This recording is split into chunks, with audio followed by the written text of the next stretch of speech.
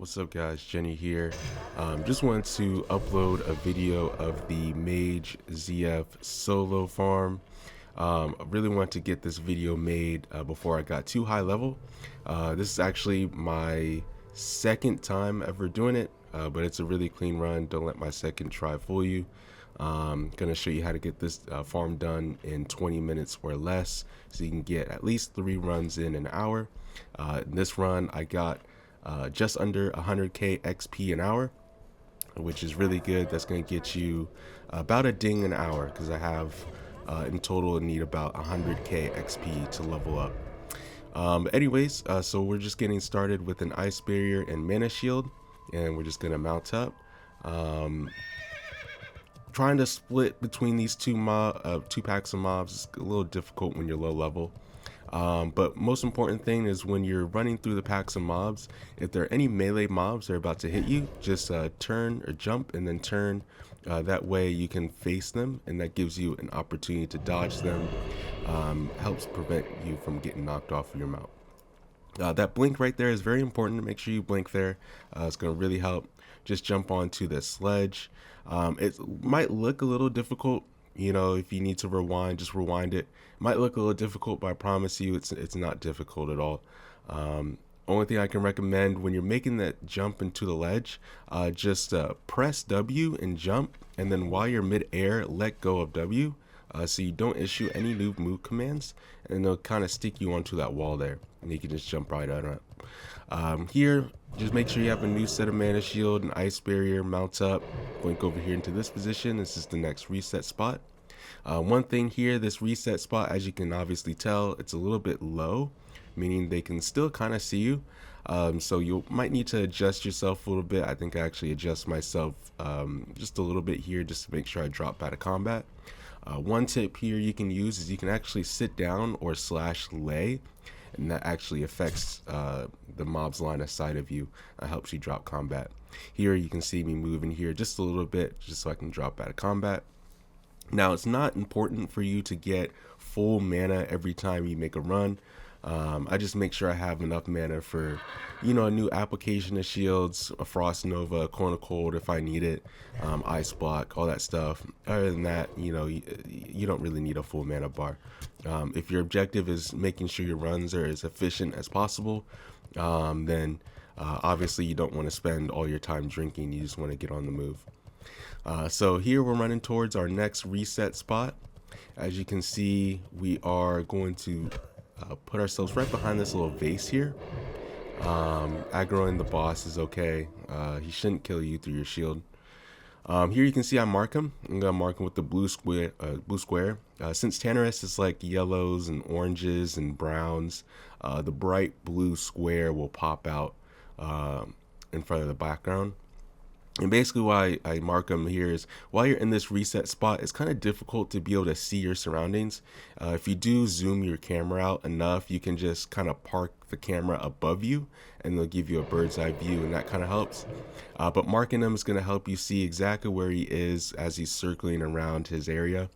And you'll see here, just getting a little drink and food action here while I'm waiting. And then once he moves to a spot that's good enough for me to scoot on past him, I'm just going to mount up and run through him. And then we'll be making our way to our last reset spot here in a second. As you can see, fresh shield. Little minor tip, it's not very important, but this is something you should know as a mage. You want to apply your shields a little bit before you plan on running. And that just means if you do happen to need a new shield, as you can see on the right hand side, my ice barrier's cooldown is actually up, and I can cast it again if I need it, which I end up needing it here. Now one thing you're gonna probably encounter when you're low level, like level 40, 41, 42, a lot of times your Nova will resist. So in that case, I was able to use a cold snap and Nova again. Now, having cold snap is not important for the pool. You'll never need ice block, cold snap, anything like that for these pools, so you're more than welcome to use them on your way to the reset spots. Now here, the Sand Fury Blood Drinker, this mob, I'm just marking him here just so I can keep track of him once again. This mob, he just kind of walks around, patrols through the instance. So he can kind of interfere with your pulls in regards to, just needing to wait a few extra seconds before I pop out of his face and continue to pull more zombies out of their graves. So we're doing our second round of graves here, just running through. You want to make sure you're as quick as possible. Just right clicking the mobs. You don't need to stop. I'm just kind of running, strafing a little bit, spam clicking. I click each grave at least 2, 3, 4 times just to make sure I get it. And then we just run into our reset spot once again. Now we've got one set of graves to pull after this. You'll notice I do end up grabbing aggro once I go for these last set of graves. But not really a big deal. As long as like the whole instance is not hitting you, you should stay alive. As you can see, once again, I have both Ice Barrier and Mana Shield up. See here, I Nova that mob, but it doesn't hit him, but that's okay. I still got my shields up. And you can see I got a fresh Ice Barrier once again, and that helps keep me alive. Now that all the graves are opened, we're just going to jump up here once again, and then we're just going to wait up here until our combat drops. Now after this point, having shields up is not really necessary. From this point onward, you will not be getting hit much at all. So I'm just getting a full drink, full eat. Once I engage with these mobs, I want to make sure that I'm hitting them at least once every 10 to 15 seconds. And the reason for that is if the mobs stay low HP for too long, their XP will actually reset. So I'm just making sure I'm full mana, full HP before I start this pull. So once I start this pull, I'm not going to stop until all the mobs are dead. So I pull these mobs over on the left with the rank 1 Flame Strike. And now I'm just making sure I grab the rest of these mobs with the rank 1 Blizzard. Anything that doesn't get caught, just going to make sure we blizzard those. Now the boss is hitting me right now. It's not really a big deal. He's going to hit me a couple times. But he's just eventually just going to get reset. So not anything that you really have to worry about. Now right now I'm just waiting for this boss to reset and kind of moving between these two little ledges here. This corner I'm jumping right here. The mobs are not able to move around. So this is kind of your prime location here. Once they go through one side, if you jump the corner, then they're going to have to run all the way back around the hill to the other side. So the boss is reset. All the mobs that I want, they're all here. So now it's time to start hitting them. Now I'm just using rank 1 Blizzard here. And I always start just using rank 1 Blizzard. I don't use a rank 2 or a rank 3. I'm just using rank 1 because I want to make sure that I have enough mana to complete the pull. Now, like I was mentioning about the XP with them being low HP, it's okay if they stay at 100% HP or 99% HP for a while I'm getting them grouped up. But once I start hitting them with blizzards, I'm going to make sure I keep hitting them at least once every 10 to 15 seconds. And that's what rank 1 Blizzard is going to allow me to do. If you front load too many higher rank blizzards at the front, you won't be at a risk of dying at the end, but what may happen is you'll be out of mana and you'll be jumping the corner, just keeping them on the hill until you get enough mana for another blizzard. But in that meantime, if it takes about 10 to 15 seconds for you to regen for another blizzard, then you're going to suffer that XP loss that I was telling you about. So in my case, what I like to do is I like to start with rank 1 Blizzard, just continually hitting them, making sure I keep them in combat with me. And then about halfway through the pull, I'm going to gauge their HP versus their mana. And if I have not used Evocation by the time they're half HP, then that's my cue to start using higher rank blizzards. Because based with Evocation and a little bit of Spirit Gear, you've got 2 mana bars. So if I haven't used Evocation, that means I still have over half my mana, if that makes sense. One thing to keep in mind also, I have both a Mana Jade and a Mana Agate, both created. Those have a 2-minute CD, so when I use one, I can use the other after 2 minutes. So eventually, on the first half of this pull, you'll see me use one of my Mana Gems, and then I'll have another one later on. Now, one thing I want to note for this pull that's going to be a little bit different than some other pulls you may have seen. This does not require any potions, flasks, elixirs, world buffs, anything like that. The only thing I'm using here, obviously I'm using conjured water and food to get to my reset spots and get to this location. During the pull, I'm using mana gems, conjured mana gems. And other than that, I'm not using anything else. I'm not even using mana shield or ice barrier because I'm not being hit really at all. Now, if you do want to buy some mana potions off of the auction house, or if you get some mana potions that drop from the mobs here, you can use those to make the clear faster just by being able to use more higher rank blizzards, but it's not required. There's nothing off of the auction house that is required for this pull. So as soon as you're level 40 or 41, you get your mount, you can come up here. Now, one thing I have heard online is that this pull is possible without a mount. Basically, getting to this location is possible. Now, the way to do that, from what I've seen, is by using invisibility potions and sneaking past the mobs. And a little later on, you'll actually get a peek into my bags and see that I did have some invisibility potions ready in case the run wasn't as smooth. But end up not needing them after all, so I'll probably just put them back on the auction house.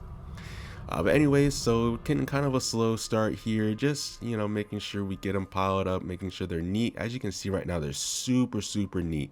And the way I've got them super neat here is just by blizzarding them in one direction. Now, once you're higher level, you don't really need to worry about this as much. But since I am a lower level, some of these mobs are orange or even red to me. That means my blizzard slow can resist.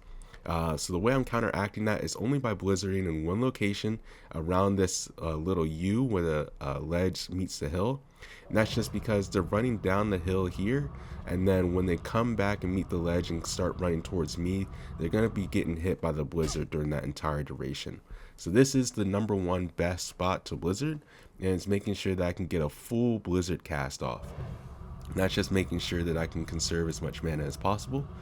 Like I said, later on in the pool, once we get a gauge of what our mana is looking like compared to the mob's HP, then we can start using more blizzards, be a little bit more ruthless with it, you know, get a little bit faster on the clear speed. But my main goal is just keeping them tightly packed. If there ever is an instance where the mobs start to separate, I'm only going to start blizzarding in one direction. But if your mana is looking good, or if the mobs are super tightly packed, then you can start issuing some more blizzards. Here, I'm just getting a quick little bandage off. This is the best spot for you to bandage, evocation, anything you need to do, because it only takes about 8 seconds or so, which gives you plenty of time for you to jump over there, first aid or evocate, and then jump back to the other ledge for your next blizzard. Here, since like you can see, the mobs are starting to get about half HP, and I'm about 3/4 mana. And what I mean by 3/4 mana, that means I'm half of my mana bar right now, but since I still have my evocation up, that's another full mana bar that I have to use, which means I'm doing great on mana here. So I'm starting to use more blizzards here. I'm starting to be a little bit more careless with it. That blizzard right there, I only got about half of the duration, but I don't really mind. I still got plenty of mana. I still have one of my mana gems left, and if I need it, I have mana potions, but I don't end up using those. So here we're still getting some blizzards off. If I can get them tightly packed at this point, I'm going to start looking for some higher rank blizzards, and also I'm also going to be looking to keep them in a line on this ledge. I don't mind if they start getting a little bit too close to me. If that means I can get some more blizzard ticks off, then I don't mind. But here we're starting to get a little bit low on mana, so we're going to look for an evocation soon. Still getting these mobs killed. Now, one thing I want to prepare you guys for in the future. So as you can see, looks like one mob has already died there on that hill. So when they reach the apex of the hill, it does actually provide them the opportunity for them to die in a spot that you're not able to loot them from. So you'll see once we reach closer to the end of the pool, I'm actually going to try to get them to die on this ledge that I'm currently standing on instead of the hill. But you'll see that in a little bit later. But anyways, we're starting to near the end of the pool. We're in the last half of the pool phase. As you can see, I've used my evocation, so I'm back to a full mana bar. Note, this entire time I have not used mana barrier, I have not used ice barrier. Your shields are not required. You might think, oh well, I should just shield up just in case, right? And typically for any other mage farm, you know, right, you just go ahead and just shield up just in case. It doesn't really hurt. But the reason why I'm really not itching to use a shield here is just because I want to conserve as much mana as possible, and the shield really is not required. So any mana that I can save from not shielding is more mana that I can use for blizzards. Now, one thing also I want to note here, the benefit of only blizzarding in one direction is that it will provide you more opportunity for MP5 ticks, so you will regen more mana if you only blizzard in one direction. If you blizzard them in one direction, then jump the corner and blizzard in the next direction, you'll only be regenerating 30% of your mana from your mage armor. But if you do blizzard in one direction and then jump to the other side and wait about 5-6 seconds, 7 seconds, 8 seconds, then jump back to the other ledge and then blizzard, then it does provide you some time for some mana ticks, which is going to help for your mana if you are facing issues with that. Now, if you do have some really bad gear or like no gear at all, then you are really relying on these MP5 ticks to get this cooldown. But in my case, I do have some decent gear. I don't have the best gear. My gear is more like level 30 gear, not level 40 gear. So you should be pretty comparable to me. But if you have been running SM spell cleaves, which you probably should be doing, then you should have the staff from library, the shoulders, the helm from cathedral, etc., which are really good pieces. Most important, I would say, is the staff from library. Any item that has tri-stats, so like stamina, intellect, and spirit, those are really, really good items compared to items that just have 1 or 2 stats on them. So anyways, we're starting to get some mobs being killed here, and now this is where you're seeing I want to keep them on this ledge if possible when they die, and that's going to just make it a little bit easier for me to loot them at the end.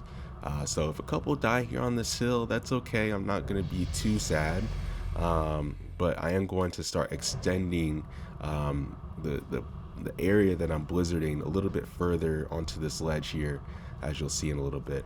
Now, I do end up dinging here on this run. Every 3 runs or so at this level is going to get you a ding. Like I said, it's about 100 XP an hour, or 100k XP an hour, and your full XP bar is about 100k. So about 3 runs, each run will get you about 30 to 40k, which means about 3 runs an hour, or 3 runs an hour, and you'll get about a ding an hour. But anyways, here you can see where I'm trying to kill them on this ledge here. It's going to make it so much easier to loot them.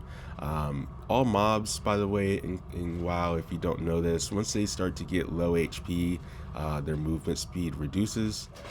You should already know this, but if you don't, then there you go. So it's going to make it a lot easier. Even if they aren't blizzard slow, they'll still be moving slow regardless. So you really are not in any danger here. So anyways, I open my bags here just so you can see the loot that I'm getting. The loot isn't terrible. You'll get like 2-3 raw gold, and then the rest of the stuff you'll either need to vendor, or if you get any nice greens or blues, you can throw them up on the auction house. So here I'm showing you where they die on the apex of this hill. You're not able to reach it, but if you do get on your mount, you can run towards the hill, jump, and then kind of get yourself stuck on this ledge here, on the ledge of the hill. I do this a couple times just to try to get all the corpses looted. There is one that I end up missing here. These to the right end up getting here on this next try. I wouldn't spend too much time trying to loot these on the hill. Just do it a couple times, try to loot them up. As you can see, I only missed 1 mob, so I'm not really too hurt about that. Now, there are a couple different ways that you can reset. Obviously, you got your typical ways of having someone in your group log off, have them reset for you. There's some other cheeky ways, like if you go into the LFG tool and just find someone that's not in a group and then you invite them and then you log out, it can actually reset the instance as well. Me personally, I have not tried that. I typically go with this one right here. I don't have to inconvenience anybody else other than myself, which is basically just taking all my gear off, letting one of the mobs kill me, and then I just reset the instance and I run back. So you can see there in my chat, 39 mobs, about 100k XP an hour. Hope you guys enjoyed this video. If you would like to see more stuff like this, go ahead and hit that subscribe button. I'll see you later. Peace.